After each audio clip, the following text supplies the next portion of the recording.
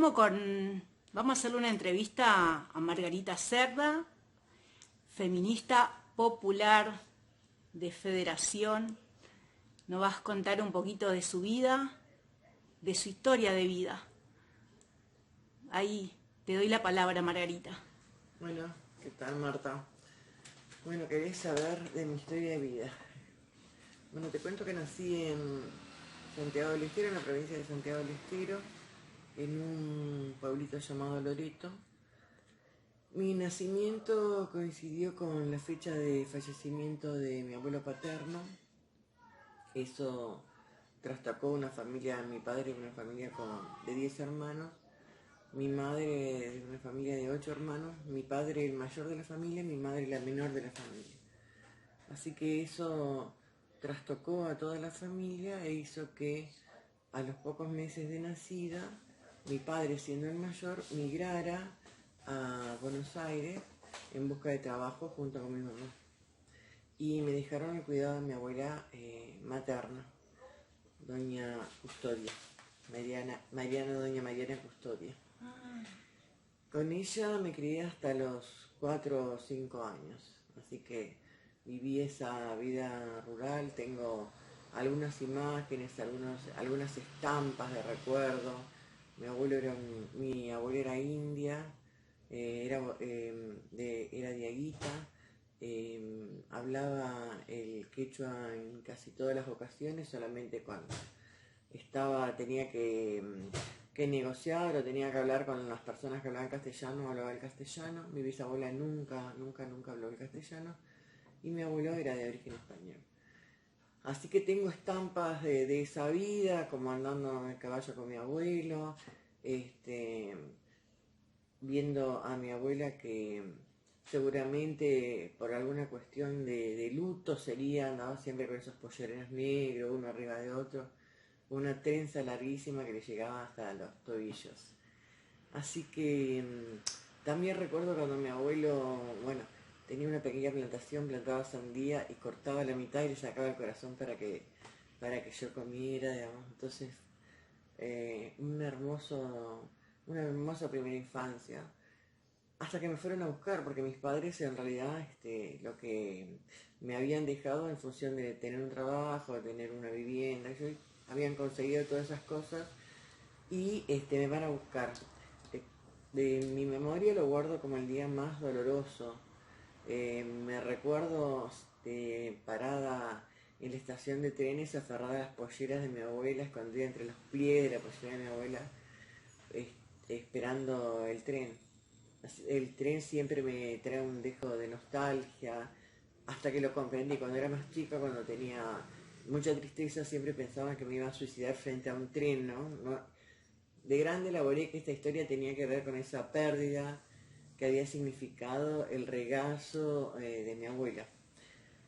Bueno, así que cuando llegué acá, me trajeron a Berisso, mis padres vivían en Berisso, y mi papá era trabajador metalúrgico, mi mamá ama de casa, analfabeta, y mi papá un hombre que había terminado la escuela y obrero metalúrgico.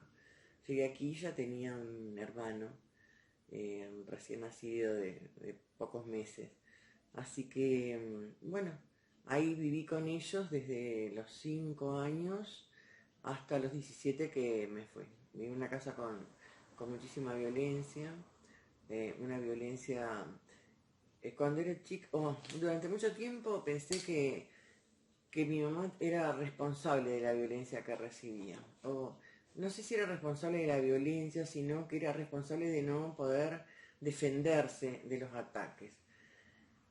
Entonces sentía cierto desprecio hacia ella, digamos, por no poder defenderse. Y al no poder defenderse ella, digamos, tampoco podía defendernos a nosotros. Pese a que a nosotros, digamos, mi padre no nos atacaba, y a la que nunca atacó fue a mí, le pegó mucho a mi hermano varón.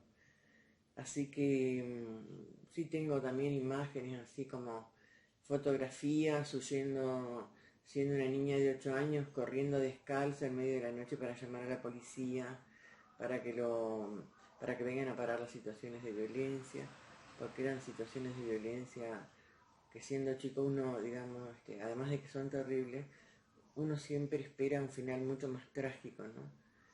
Y bueno, llegar, en ese tiempo no había forma de que, sí, la sociedad aceptaba que las mujeres tenían que ser corregidas por su marido, golpeadas por su marido, no había problema. Claro, no se podía denunciar. Yo iba y los buscaba, ellos iban a mi casa, golpeaban la puerta, salía mi papá y le decía aquí no ha pasado nada, bueno, y me hacían entrar. Así que bueno, siempre fue así me hacía entrar, nunca me pegó, es decir, por hacer esa denuncia nunca me pegó, así que con el transcurso del tiempo, cada vez que pasaba algo, yo lo confrontaba mucho por esos temas. Y bueno, fui viendo, y con mi mamá me generó esta situación de tener una madre cuasi adolescente que cuando cuestionaba esto, hablaba de mi papá como el hombre de su vida, mi suerte, mi desgracia, así, bueno, de un amor romántico, digamos, en donde todo era posible aguantar en tanto ese hombre, vos fueras la esposa, la mujer casada, la que tenía libeta, mientras mi padre tenía otras mujeres, otras relaciones y llegó a tener otro hijo. Así que toda esa situación la viví, la soporté y tenía una forma de, digamos, aparentar de que nada sucedía, era siendo un excelente alumno. Nadie me podía decir nada, digamos, en la escuela. Yo, esas carencias que tenía, bueno, era mejor alumna, abanderada, todas esas cosas. También era una persona que me defendía mucho. Y vivía así hasta los 17 años, que fue el último episodio de violencia. Hubo un anticipo de que todo podía ser muy malo a los 15 años, cuando mi papá le estaba pegando a mi mamá, y la defendí.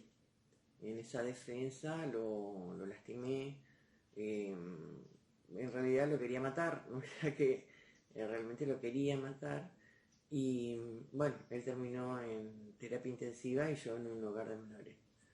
Digamos, que hablemos de un hogar de menores, no una residencia como se habla, como tenemos ahora, digamos, con la ley integral de los derechos del niño y niña, sino un hogar de menores de la ley Agote, ¿no? Que bueno, estás para ser corregida en esos lugares, porque digamos es inadmisible levantarle la mano al padre.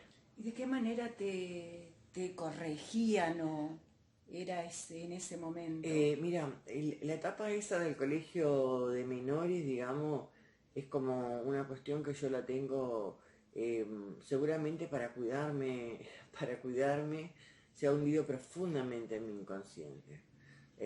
Sí sé que había castigos físicos, había encierros, bueno, pero sí. Digamos, como que eso trató mi inconsciente de anular. Así que estuve, bueno, cuando regresé, estaba otra vez, llegué a mi casa, estaba mi padre, mi mamá estaba muy enojada conmigo, porque no podía concebir mi atrevimiento. ¿Cómo había sido tan atrevida? Es decir, lo mismo que se me decía en el colegio de menores, me lo decía ella, cómo había sido tan atrevida de levantarle la mano a mi padre cuando ella jamás me lo había pedido. Yo cuando lo hice pensé que le iba a matar, por eso actué de esa manera. Uy, también actué de esa manera porque había una saturación de las situaciones de violencia. Así que viví 2 años más con ellos, otro nuevo episodio de violencia, esta vez con armas. Entonces ese día dije que bueno, mi lugar no era ese. Para eso yo ya sufría las consecuencias del estrés postraumático de sufrir la violencia esta, digamos, como testigo, como una niña víctima de violencia como testigo. Había comenzado con problemas alimentarios, estaba anoréxica, además de estar anoréxica, también me hacía pis en cualquier lugar. Por eso me llevaron al médico para ver si tenía una cosa, algo orgánico, pero lo que tenía era la cabeza hecha pelota por las cosas que por las cosas que vivía en el día a día, ¿no? frente a esta cuestión que parece tan oscura, tan terrible, no transcurre todo en negro en una familia que existe violencia. También hay espacios como de claridad, ¿no? Por ejemplo, hacia mí mis padres tenían puestas demasiadas expectativas, ¿no? A mí fue a la única que no se le enseñó a hacer, se me preparó para no hacer nada de la casa, para ser una señorita en términos de alguien alguna vez me iba a atender, yo no iba a tener que hacer nada. Así que tenía muchas expectativas sobre mí, mi capacidad intelectual para estudiar y demás. Y también por otro lado, digamos, era una familia que tenía mucho sobre el cuerpo de uno, ¿no? Sobre el cuerpo de cada uno de nosotros, había una gran presión para que seamos todas muy delgadas, muy bien vestidas, que si yo no repetíamos la ropa si nos invitaban a un cumpleaños, un 15, no repetíamos la ropa porque, bueno, era preferible no ir a presentarse, digamos, con algo ya usado, ¿no? Así que había compensaciones de tipo económico entonces, ¿no? Se me compraba ropa de marca.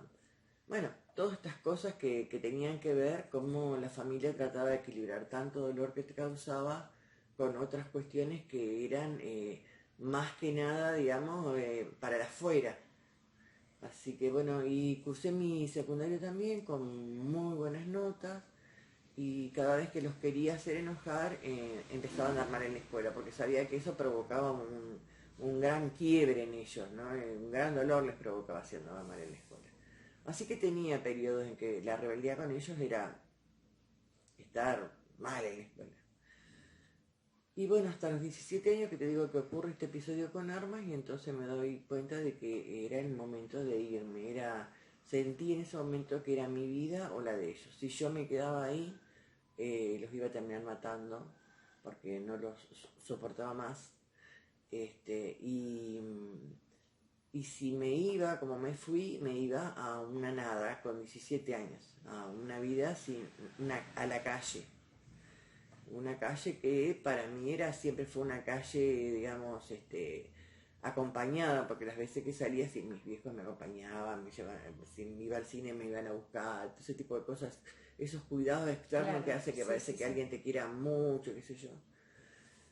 Así que con otra amiga que también tenía problemas similares, nos fuimos y empezamos a vivir sola. Y bueno, fue en ese periodo de vivir sola, bueno, tuve que aprender a limpiar, a cuidar niños, a hacer cosas para ganarme el alimento.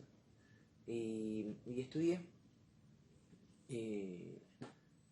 Hasta que mi madre, en esa etapa de 17, porque antes la mayoría de edad la obtenías a los 21, hasta que mi madre decide denunciarme por fuga del hogar y además de fuga del hogar le amplié la denuncia diciéndole que yo estaba militando dentro de grupos armados. Entonces me busca la policía por el hecho, este segundo hecho, más que por el primero, no por la fuga del hogar. Y me encuentran,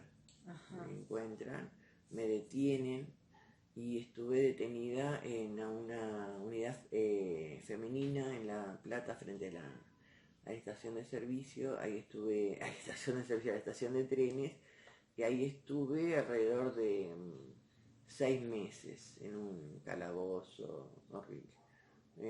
Fue para mí la experiencia donde aprendí más cosas acerca de la vida de las mujeres, de esto de mujeres que habían matado a hombres para defenderse, de mujeres que traficaban con droga para mantener el hogar, digamos. Vi muchas cosas y aprendí muchísimo en sexualidad porque era una niña, escuchándolas a ella, las provocaciones y demás, porque bueno, era muy chica para estar ahí.